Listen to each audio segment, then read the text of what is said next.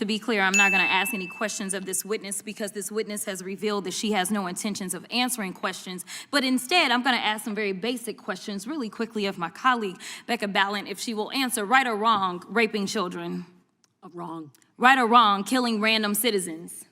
Definitely wrong. Right or wrong, enriching yourself as the sitting president of the United States. Definitely wrong. Okay, thank you, because I probably never would have got that with our witness. Our witness who somehow is a lawyer but does not understand how it works with witnesses. I'm not really sure what law school she went to and what all kind of cases she tried, but typically when you come into a space and somebody's a witness, then they sit there and they answer questions instead of asking questions. And then we also have this objection that we use as lawyers called non-responsive when a witness fails to actually answer the question. But nevertheless, let me address the survivors because that's exactly who they are. They are not victims, they are survivors. Let me say thank you for having more courage and moral clarity in your pinky fingers than the entire Department of Justice. We are currently the laughing stock of the world, partially because of the failed leadership within the DOJ as we see kings and queens falling everywhere around the world. But we don't know the basics of right and wrong in this country because it's not about partisanship.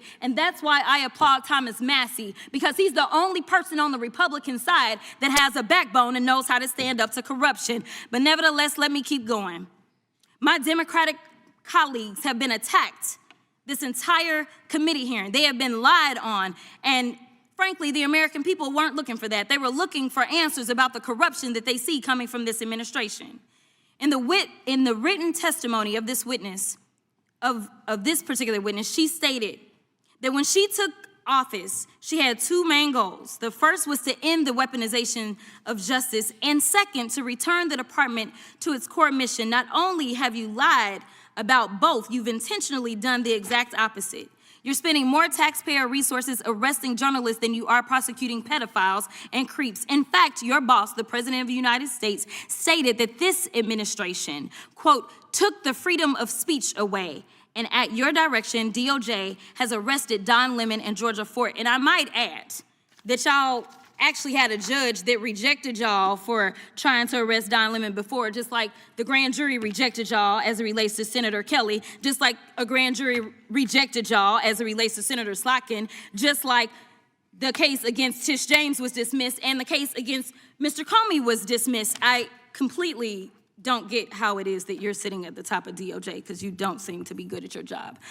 You're spending more taxpayer resources arresting these journalists. In fact, we know after Georgia Fort and Don Lemon were arrested, we know that there were homes of journalists that were raided.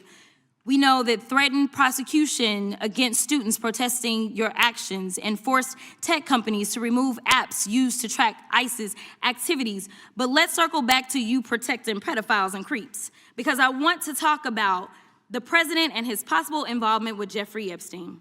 Now, I don't know what the president might have done with Jeffrey Epstein, but unlike this administration, I believe that facts matter, so let's talk about the facts. Fact number one, Donald Trump is one of the most named people in the Epstein files.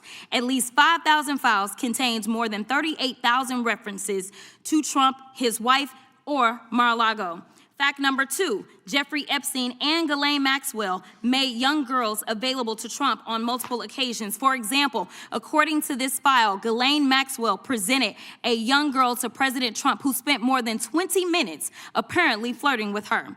Here's another example. This shows notes from FBI investigators that describe Jeffrey Epstein transporting a victim to Mar-a-Lago to meet with President Trump, where he bragged to Trump that, quote, this is a good one. Now, I'm not saying that the president is a pedophile, but there is a lot of evidence in these files that suggests that he's very close friends with a lot of men who are pedophiles. What's crazy about all of this is just that this is a big cover-up.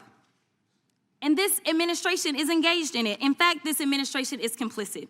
But there are numerous others, like how the DOJ is attempting to obstruct justice in the investigation of the rogue agents who have murdered American citizens, or how the DOJ seized voter data from Fulton County in an attempt to steal the 2026 midterm elections, or how federal agents have Tom Homan on tape accepting a bribe and your agency killed the investigation, or how your agency is ready to give the president a $230 million payday, which is unconstitutional. The Constitution is clear. The president shall not receive any payment except his salary while in office. The fact fact of the matter is that you will be remembered as one of the worst attorney generals in history. An attorney general who has prioritized obstruction over justice, corruption over the law, fealty to the president over loyalty to the Constitution. And Mr. Chairman, I will yield. Gentlelady yields. Gentleman from Missouri is recognized. Excuse me, gentleman from Kansas, the Attorney General, former Attorney General, Mr. Schmidt is recognized.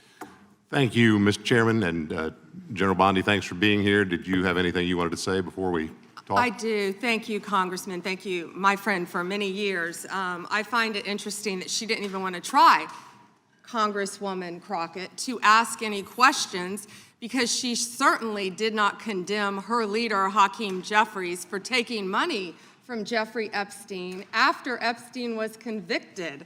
And I will be brief to give you your time, Congressman. This is what she didn't want to talk about. Texas, from Cuba, convicted, homicide, arson, weapon offense. Convicted. Guido So what we Estrada, talking about? Convict Texas, some of these convicted, perpetrators that homicide. rape these women that are Chairman, sitting time behind belongs- you time that belongs you to the refuse gentleman to even from acknowledge Kansas. they are here.